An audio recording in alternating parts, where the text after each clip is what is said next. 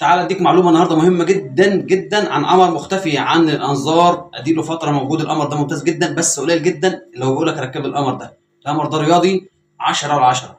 القمر ده ممتاز جدا، سهل الالتقاط، موجود جنب النار السات على طول، مش بعيد عنه. هيبقى بديل للاموس الايام الجايه دي. فكر فيه وقول لي في التعليقات القمر ده مركبه عندك ولا لا، والقمر ده لو انت مركبه عندك الباقه بتاعته كويسه وثابته معاك ولا لا، عشان نثبت للناس ان القمر ده ممتاز جدا ومنسي. القمر ده يا جماعه الهزبه سات ممتاز 10 على 10، بس للاسف لازم طبق متر وطالع.